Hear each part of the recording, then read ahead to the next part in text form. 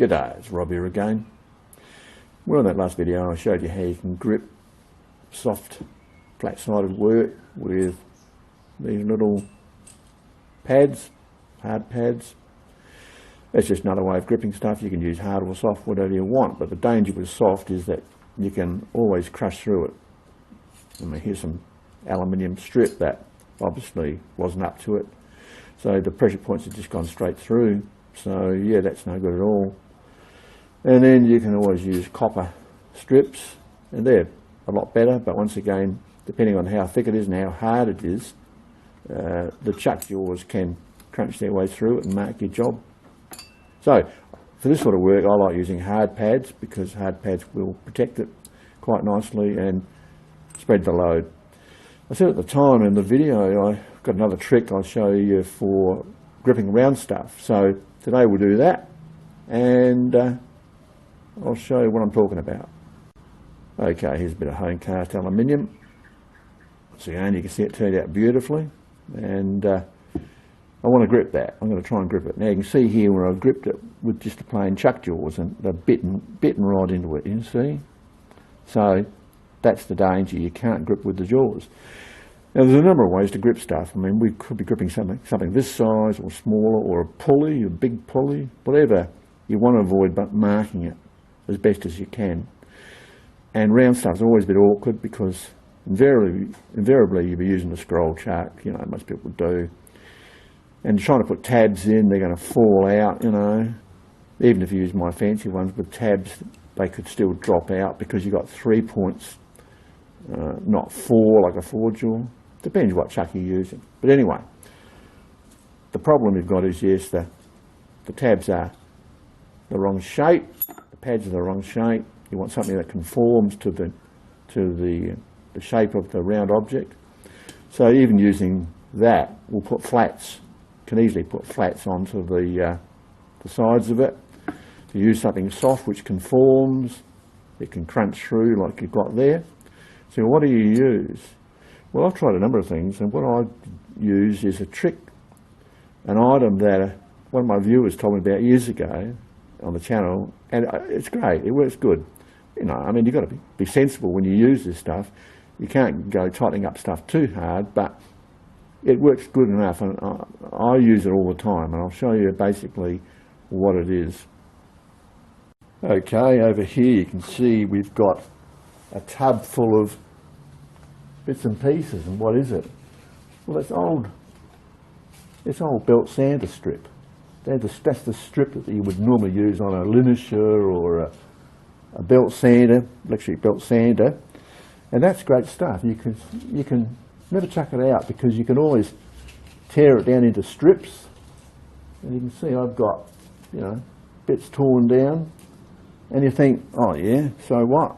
Well, that's what you use. That's the stuff, and I'll explain why. So you start off with your broken belt sander strip. You can see how it's come apart. It's pretty worn anyway. And you can tear it down lengthways and make up, you know, rubbing tape like that, you know, not say buying it. You can make it whatever width you want. You can make it that width, or you can make it this width, or you can make it the width of the job where you want to grip it. So it's ideal. So we'll do that.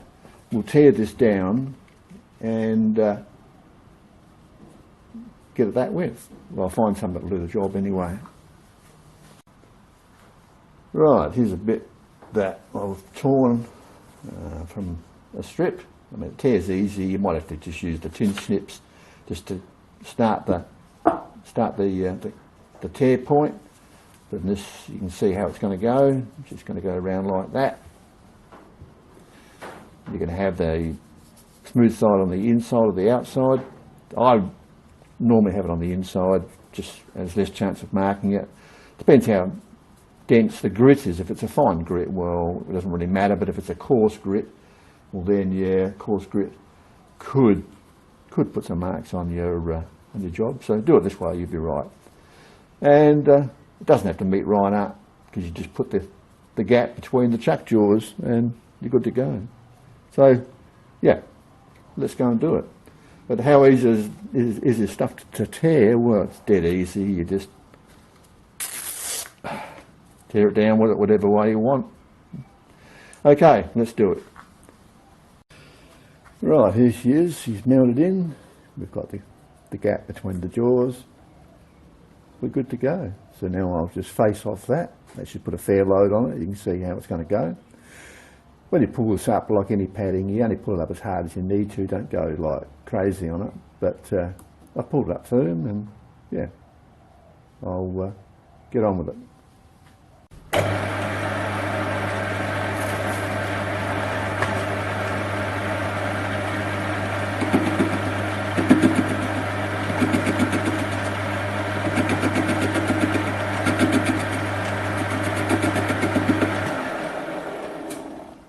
Normally I'd cut this rough bit off, but I'll just face it just to give a demonstration of how it handles rough going.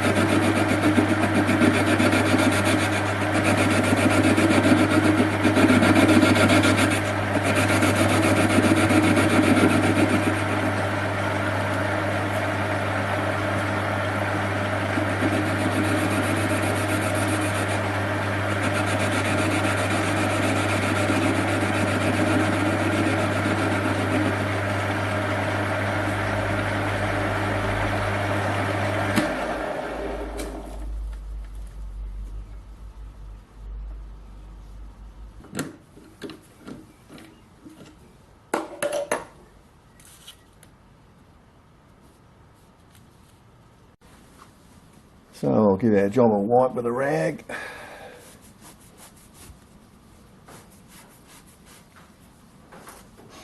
And we can look at it to see, get rid of that. We can look at it to see what marking there is. And as you can see, there's just a slight little mark there, just barely noticeable.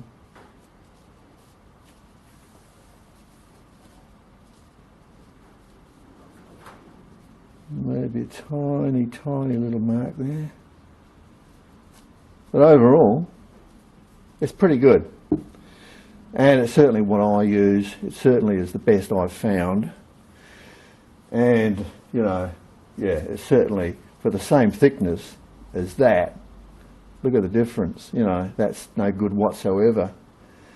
And certainly there's no flats on there. It's wrapped around it. It's done the job.